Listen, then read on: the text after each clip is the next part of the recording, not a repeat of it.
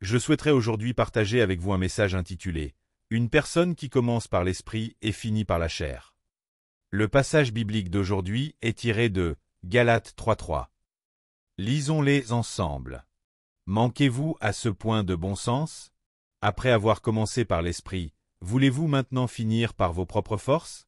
L'histoire récente de M. Shaw, connu sous le nom de « Grand voleur », a fait grand bruit dans tous les médias. M. Shaw, autrefois surnommé le « Robin des Bois » moderne, ciblait uniquement les résidences de riches et de hauts responsables. Pour voler des biens d'une valeur de plusieurs milliards en une seule nuit, redistribuant une partie des biens volés aux pauvres. Par la suite, en 1982, il fut arrêté par la police et passa 15 ans en prison. Libéré en novembre 1998, il devint un fervent chrétien, entama une nouvelle vie. Se maria et trouva un emploi dans une entreprise de sécurité tout en menant une vie de foi exemplaire. Cependant, en novembre 2000, lors d'un voyage au Japon pour partager son témoignage, M. Shaw fut appréhendé après s'être introduit dans une maison vide pour y voler des biens. Touché par une balle tirée par la police, il fut arrêté. Condamné à 3 ans et 6 mois de prison, il purgea sa peine et fut libéré en mars dernier avant de rentrer en Corée. Mais, à son retour, il redevint un voleur en cambriolant la maison d'un dentiste, ce qui conduisit à son arrestation par la police. Nous avions été heureux de voir qu'il s'était repenti et qu'il était devenu un bon chrétien. Mais en constatant sa chute, nous ne pouvons qu'exprimer notre tristesse et notre stupéfaction face à une telle déchéance. Cependant, comme cela peut arriver à n'importe qui, la Bible avertit. Après avoir commencé par l'esprit, voulez-vous maintenant finir par la chair? Tout d'abord, parlons des personnes qui ont commencé par l'esprit mais ont fini dans la chair. Dans l'Ancien Testament, le roi Saül est un exemple représentatif. Il fut choisi par Dieu, oint par le Saint-Esprit et devint le premier roi d'Israël, un homme admiré, aimé et respecté. 1 Samuel 10:1 déclare. Samuel prit une fiole d'huile qu'il versa sur la tête de Saül, il l'embrassa et dit, « L'Éternel ne t'a-t-il pas oint pour que tu sois le chef de son héritage ?» Comment Saül est-il tombé dans la déchéance? Il fut un courageux guerrier pour Israël, un grand général et un roi qui libéra Israël en détruisant les Ammonites qui l'attaquaient. Mais lorsque le monde entra dans son cœur, il abandonna son dévouement à Dieu et rejeta la parole de Dieu. Il se laissa complètement séduire par les convoitises de la chair, la convoitise des yeux et l'orgueil de la vie. Il finit par trahir Dieu. Après cela, l'Esprit de Dieu se retira de lui et un esprit mauvais vint le posséder. Tourmenté par cet esprit mauvais, il souffrit énormément. Finalement, il partit en guerre contre les Philistins et dans cette bataille, il fut vaincu avec ses 3 fils et tous périrent. Dans l'Ancien Testament, le roi Saül est un exemple typique de quelqu'un qui a commencé par l'esprit mais a fini dans la chair. Lorsque l'Esprit de Dieu s'éloigna de lui, un esprit mauvais le posséda. Tourmenté par cet esprit, Saül finit par tomber dans la ruine et la destruction. Dans le Nouveau Testament, Judas Iscario est un exemple représentatif. Il était un disciple sage, intelligent et zélé. Jésus, qui avait choisi les 12 disciples, reconnaissait sa sagesse et son intelligence, et lui confia la gestion de la bourse commune. Jésus faisait énormément confiance à Judas Iscario, au point de lui donner la responsabilité de l'argent. Cependant, Judas Iscario commença progressivement à écouter les voix de l'avidité diabolique. Il succomba à la convoitise de la chair. Ayant la charge de la bourse, il se mit à voler l'argent qu'elle contenait. Dans Jean 12:5-6, il est écrit « Pourquoi n'a-t-on pas vendu ce parfum 300 deniers pour les donner aux pauvres ?» Il disait cela, non qu'il se souciât des pauvres, mais parce qu'il était voleur, et que, tenant la bourse, il prenait ce qu'on y mettait. Poussé par son avidité pour l'argent, il trahit Dieu et le Christ. Il tomba également dans la tentation de la convoitise des yeux. Avec une intention impure, il espérait devenir un héros en s'appuyant sur Jésus pour obtenir l'indépendance d'Israël. En effet, partout où allait Jésus, des foules immenses venaient à lui. Ces grandes multitudes suivaient Jésus et l'adoraient. Mais Judas, dominé par la convoitise des yeux, préférait l'idée de l'indépendance d'Israël et son propre héroïsme à la promesse du royaume des cieux.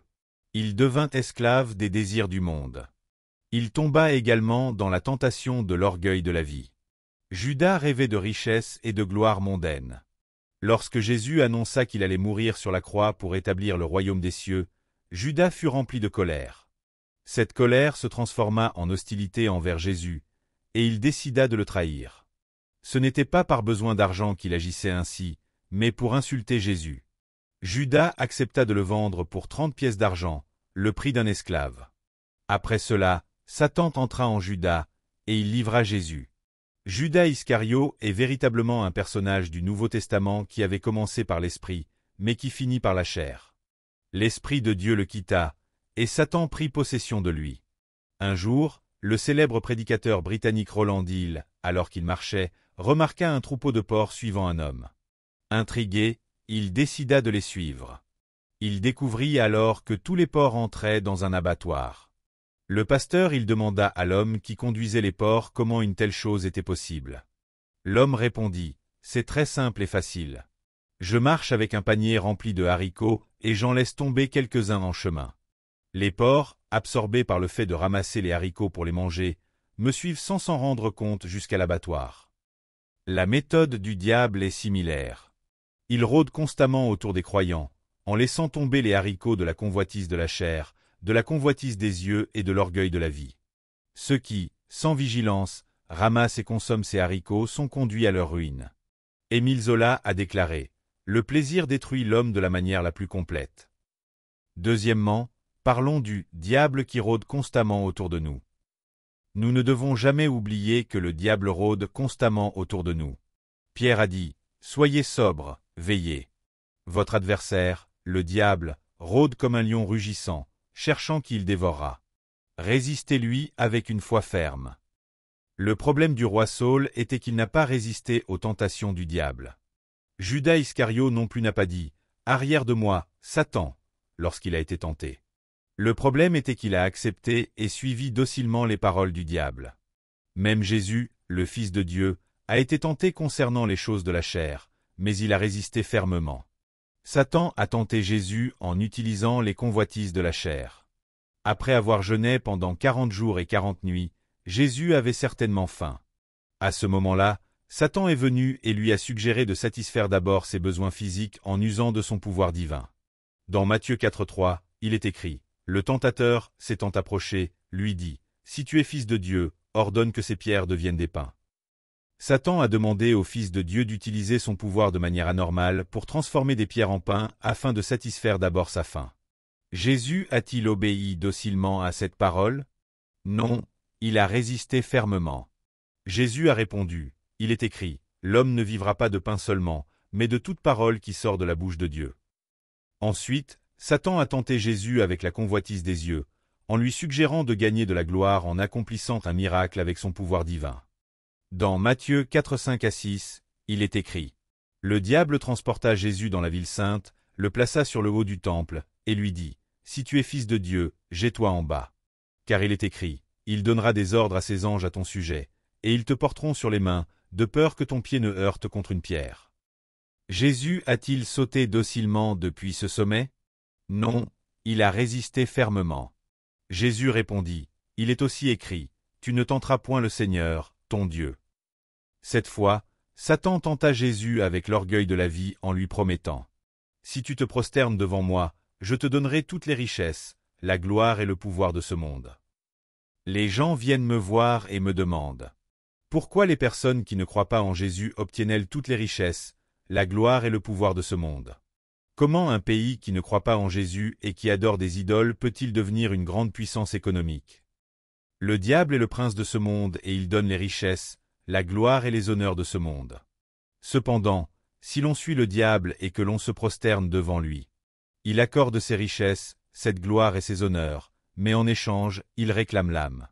Si l'on offre son âme au diable, il peut donner des richesses, de la gloire et des honneurs. Mais il entraîne également cette âme dans les flammes éternelles de l'enfer. Ainsi, on échange son âme contre les richesses, la gloire et les honneurs de ce monde. Le diable ne donne jamais ces choses gratuitement. C'est précisément ce que Satan a tenté de faire avec Jésus. « Confie-moi ton âme. Prosterne-toi devant moi. Et je te donnerai richesse, gloire et honneur. » Saul a cédé à cette tentation, tout comme Judas Iscario, mais Jésus a résisté fermement. Alors Jésus lui dit, « Arrière, Satan, car il est écrit, tu adoreras le Seigneur, ton Dieu, et tu le serviras lui seul. » La tentation qu'a subie M. Shaw, le grand voleur, est précisément celle-ci.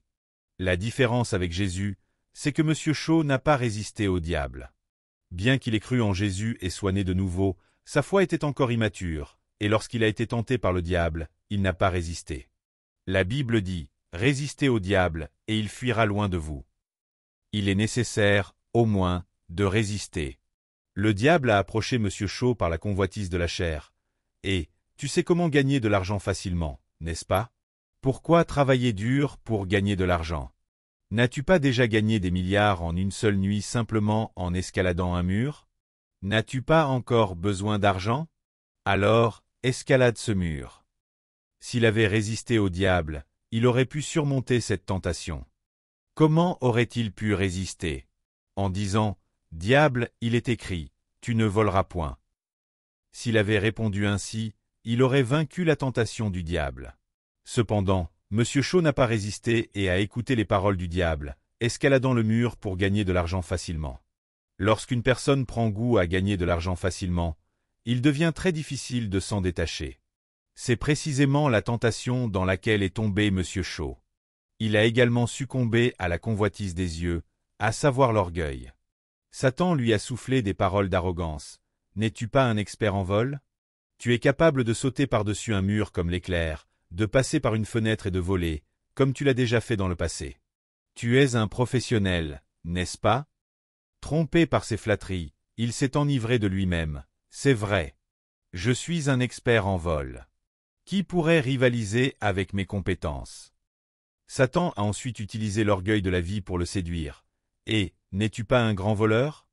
Les gens te qualifient de noble voleur, comme Ong Gildong. Tu n'es pas une personne ordinaire. Tu es un grand voleur, une personne remarquable. Tu es un héros, un vrai héros. Fier de ces absurdités prononcées par Satan, il a pensé, c'est vrai, je suis un héros. Tout le monde me connaît comme le grand voleur. Je suis un noble voleur, le Ong Gildong moderne. Plongé dans cette illusion, il a fini par commettre à nouveau des péchés. Il avait commencé par l'esprit mais a fini dans la chair. Ainsi, celui qui était acclamé par le monde entier, celui pour qui toute l'Église applaudissait, celui qui témoignait dans de nombreuses églises et vivait sous la grâce du Saint-Esprit, a succombé à la tentation du diable et a terminé dans la chair. Ce n'est pas seulement le problème de cette personne. Nous sommes tous susceptibles de connaître le même sort. C'est pourquoi la parole de Dieu nous exhorte avec tristesse. Après avoir commencé par l'esprit, allez-vous finir par la chair? Dans 2 Pierre 2, 19 à 22, il est écrit « Ils leur promettent la liberté, quand ils sont eux-mêmes esclaves de la corruption, car chacun est esclave de ce qui a triomphé de lui. En effet, si, après s'être retirés des souillures du monde par la connaissance du Seigneur et Sauveur Jésus-Christ, ils s'y engagent de nouveau et sont vaincus, leur dernière condition est pire que la première. Car mieux valait pour eux ne pas avoir connu la voie de la justice, que de l'avoir connue et de se détourner du saint commandement qui leur avait été donné. Il leur est arrivé ce que dit un proverbe vrai. Le chien est retourné à ce qu'il avait vomi, et la truie lavée s'est vautrée dans le bourbier. Un chien retourne manger ce qu'il avait vomi. Une truie sort du bourbier, se lave, puis retourne s'y vautrer. Ces choses peuvent également nous arriver. C'est pour cela que Dieu nous avertit. Beaucoup de gens m'ont appelé ou m'ont interrogé. Comment M. Shaw a-t-il pu tomber dans la déchéance? Est-ce que son salut était un mensonge? Était-il vraiment né de nouveau? Ma réponse a été la suivante. Il était vraiment né de nouveau. Bien sûr, il a aussi été sauvé. Il avait commencé par l'esprit. Mais parce qu'il n'a pas résisté au diable, il est tombé dans les pièges de Satan, l'esprit s'est retiré de lui, et le diable l'a possédé, de sorte qu'il a fini dans la chair.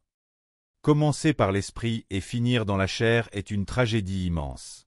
Troisièmement, comment pouvons-nous vaincre les tentations du diable? Nous ne devons pas dépasser les barrières de la loi et des commandements. Dieu a donné les barrières de la loi et des commandements pour protéger ceux qui croient en Jésus et ont reçu le salut. Sur un chemin de montagne dangereux bordé de précipices, des barrières de sécurité sont installées. Si l'on dépasse ces barrières, on risque de tomber dans l'eau et de mourir. Ces barrières sont donc là pour nous protéger, et il ne faut ni les ignorer ni les franchir. Dans notre vie de foi, Dieu a établi des barrières. Ces barrières sont la loi et les commandements. Si nous ignorons ou franchissons les barrières de la loi et des commandements, nous risquons de subir de graves blessures ou de devenir la proie du diable. Regardons Adam et Ève. Dieu leur avait dit, « Tu pourras manger de tous les arbres du jardin, mais tu ne mangeras pas de l'arbre de la connaissance du bien et du mal. Car, le jour où tu en mangeras, tu mourras. » Cela constituait la loi et les commandements. Dieu avait dressé une barrière en disant qu'il mourrait s'il mangeait du fruit de l'arbre de la connaissance du bien et du mal.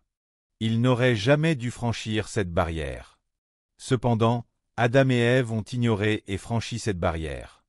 Lorsque le diable leur a dit, « Le jour où vous en mangerez, vos yeux s'ouvriront et vous serez comme Dieu. » Ils ont négligé les barrières de la loi et des commandements de Dieu et poussés par la convoitise de la chair, la convoitise des yeux et l'orgueil de la vie. Ils ont mangé du fruit défendu et sont tombés dans la déchéance. S'ils n'avaient pas ignoré ni franchi les barrières de la loi et des commandements de Dieu, ils auraient été protégés. Mais en méprisant la loi et les commandements de Dieu, Adam et Ève ont chuté. Dans Psaume 89, 31 à 32, il est écrit « S'ils violent mes lois et n'observent pas mes commandements, je punirai leur transgression avec le bâton, et leur iniquité par des coups. » Ensuite, il est nécessaire d'écouter et de lire la parole, de prier pour être vivifié spirituellement, et de communier avec le Saint-Esprit, afin de résister aux désirs de la chair. En lisant la parole, en priant et en vivant dans la plénitude du Saint-Esprit, nous pouvons résister aux tentations qui viennent par la chair. Nous ne devons pas accepter aveuglément tout ce qui nous est donné. Nous devons résister à ce que le diable nous apporte. Dans 1 Jean 2,14, il est écrit « Je vous ai écrit, petits enfants, parce que vous avez connu le Père. Je vous ai écrit, Père, parce que vous avez connu celui qui est dès le commencement. Je vous ai écrit, jeunes gens, parce que vous êtes forts, et que la parole de Dieu demeure en vous, et que vous avez vaincu le malin. » Si la parole demeure dans notre cœur, si nous sommes remplis du Saint-Esprit et si nous résistons au malin, nous serons assurément victorieux. Il existe une histoire dans la mythologie grecque sur l'île de la Désolation. Autrefois, ce que les marins redoutaient le plus, c'était le chant des sirènes qui résonnait depuis cette île. Lorsqu'un bateau passait près de cette île pendant la nuit, on entendait le chant mélancolique des sirènes, un chant si envoûtant qu'il semblait fondre l'âme des marins. Les marins, captivés par ce chant, tendaient l'oreille, et un par un, ils sautaient à l'eau pour rejoindre les sirènes. Ainsi, ils se noyaient, et au matin, il ne restait que des bateaux vides flottant à la dérive. Aucun bateau ne parvenait à traverser l'île de la Désolation sans subir de pertes humaines, sauf un. Un jour, les gens ont demandé à son capitaine quel était son secret.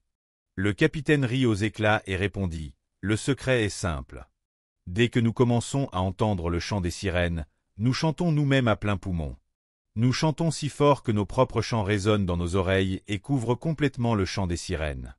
Ainsi, nous ne sommes pas attirés par leur musique et nous traversons sans encombre. Le diable murmure toujours dans nos cœurs. Il chuchote avec la voix de la convoitise de la chair, de la convoitise des yeux et de l'orgueil de la vie. Écoute-moi, et tu trouveras un grand plaisir et beaucoup de joie. Viens par ici. Dans ces moments-là, si nous prions à haute voix, chantons des louanges et récitons la parole, les murmures du diable deviennent inaudibles. Nous devons submerger les tentations du diable par la parole, la prière et les louanges. Bien sûr, ceux qui ne croient pas en Jésus ne peuvent échapper à cette voie. Mais nous avons une autre voie. Nous avons la voie des louanges. Nous avons la voie de la prière. Nous avons la voie de la parole. C'est pourquoi nous devons toujours lire la parole, prier et chanter des louanges sans relâche. Plus les tentations du diable sont présentes, plus nous devons prier avec ferveur, remercier et louer Dieu avec force. C'est ainsi que nous pouvons surmonter toutes les tentations du diable. De plus, pour vaincre le diable, nous devons partager des moments de communion avec d'autres croyants. Nous soutenir mutuellement et prier ensemble pour recevoir de l'aide. On dit souvent, l'union fait la force, la désunion conduit à la mort. Jésus a dit qu'il est présent là où 2 ou 3 sont réunis en son nom. Aujourd'hui, grâce aux avancées technologiques, il est possible de participer à un culte depuis chez soi via Internet. Cependant, venir à l'église pour adorer Dieu avec une grande assemblée de croyants est comparable à raviver un grand feu. Il en va de même pour les cultes de groupe. Lorsque je participe à un culte de groupe, je reçois de la force pour ma foi grâce à la foi des autres, et je peux aussi être protégé grâce à eux. Dans Hébreux 10, 23 à 25, Il est écrit, « Retenons fermement la profession de notre espérance, car celui qui a fait la promesse est fidèle. Veillons les uns sur les autres, pour nous inciter à l'amour et aux bonnes œuvres. N'abandonnons pas notre assemblée, comme c'est la coutume de quelques-uns. Mais exhortons-nous réciproquement, et cela d'autant plus que vous voyez s'approcher le jour. » Dieu nous exhorte à nous rassembler avec zèle, à nous encourager mutuellement, à prier ensemble et à nous soutenir. Se réunir dans le lieu de culte, participer aux réunions de groupe, et étudier la parole. Prier et chanter des louanges avec d'autres croyants sont des pratiques qui bénéficient à chacun d'entre nous, à nos voisins, et qui nous aident collectivement à vaincre le diable, à surmonter le monde et à avancer vers le royaume des cieux. Si nous vivons en communion dans la foi et entretenons des relations fraternelles, nous ne tomberons pas dans les tentations du diable. En nous soutenant et en priant ensemble dans le Seigneur, nous pouvons surmonter toutes les épreuves. De plus, lorsque nous tombons dans la tentation, nous devons nous repentir rapidement et revenir à Dieu. Personne, à part Dieu lui-même, n'est exempt de tentation.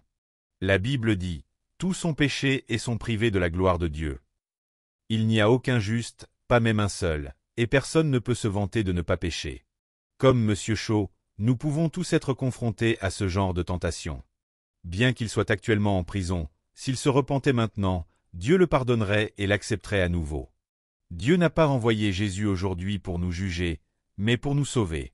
Dans Ésaïe 55:7, il est écrit, « Que le méchant abandonne sa voie, et l'homme d'iniquité ses pensées. Qu'il retourne à l'Éternel, qui aura pitié de lui, à notre Dieu, qui ne se lasse pas de pardonner. » Si nous reconnaissons que nous sommes pécheurs et que nous nous repentons, Dieu ne nous rejettera jamais. Ceux qui vont en enfer n'y vont pas à cause de leurs péchés, mais parce qu'ils ne se repentent pas. Repentez-vous, car le royaume des cieux est proche. Si nous nous repentons, le royaume des cieux s'ouvre pour nous. Si nous confessons nos péchés, Dieu est fidèle et juste pour nous les pardonner et nous purifier de toute iniquité. Mais si nous disons que nous n'avons pas de péché, nous faisons de Dieu un menteur, et nous ne pouvons pas être libérés du péché. Ainsi, si quelqu'un tombe dans les tentations de la convoitise de la chair, de la convoitise des yeux ou de l'orgueil de la vie, comme Monsieur Shaw, et commet un péché, il lui suffit de se repentir immédiatement et de revenir à Dieu. Alors, Dieu nous délivrera de l'empire des ténèbres et nous transportera dans le royaume de son Fils bien-aimé. Nous pouvons alors être renouvelés. L'histoire de Monsieur Shaw n'est pas celle d'un autre, c'est mon histoire. Cela peut aussi m'arriver un jour, en un instant. Si nous ne restons pas vigilants, nous pouvons tous tomber dans les mêmes tentations du diable et commettre des péchés. Surtout, ceux qui ont été sauvés des profondeurs du péché dans le passé sont souvent ciblés par le diable, qui connaît leurs faiblesses personnelles et vient les tenter. Ceux qui étaient autrefois pris dans le jeu, dans la violence, dans le vol ou l'immoralité peuvent avoir lavé leurs péchés. Mais le diable, connaissant leurs failles, revient pour les tenter. Le diable vient toujours. C'est pourquoi, pour vaincre les tentations du diable, nous devons ériger une barrière dans notre cœur. Cette barrière, faite de la loi et des commandements, doit être placée pour que ni le diable ni nous-mêmes ne puissions la franchir. Les commandements disent « Tu ne voleras point. Tu ne commettras point d'adultère. Tu ne porteras point de faux témoignages contre ton prochain. Tu ne convoiteras point la femme, l'âne, le serviteur, la servante ou quoi que ce soit de ton prochain. Honore ton père et ta mère. Tu ne tueras point. » Si nous érigeons dans notre cœur une barrière de loi et de commandements, et si nous ne franchissons pas cette barrière, le diable non plus ne pourra la franchir. Lorsque le diable s'approche, nous devons fermement résister en restant derrière cette barrière et en déclarant « Arrière, Satan !» car il est écrit « Tu ne voleras point. » Arrière, Satan ! Car il est écrit « Tu ne commettras point d'adultère. » Car il est écrit « Tu ne convoiteras point. » Si nous résistons ainsi, le diable, venu par un chemin, s'enfuira par cet chemin. Nous ne devons pas prêter l'oreille à ces murmures. En gravant toujours les commandements sur les tablettes de notre cœur, en veillant sur nous-mêmes et en prenant soin de notre prochain, et en résistant fermement au diable, nous pouvons vivre une vie de foi victorieuse. Prions ensemble. Dieu Tout-Puissant, Père Céleste, la Bible nous dit « Soyez sobres, veillez. Votre adversaire, le diable, rôde comme un lion rugissant, cherchant qui il dévorera. » De même qu'aujourd'hui, le diable tente de nous séduire et de nous faire tomber. Aide-nous à ne pas franchir les barrières de la loi et des commandements. Permets-nous de toujours demeurer dans ta grâce spirituelle et de résister fermement aux désirs de la chair. Aide-nous à être unis dans la foi, à nous soutenir mutuellement, à nous encourager, à nous tirer les uns les autres. Pour ne pas succomber aux épreuves et tomber.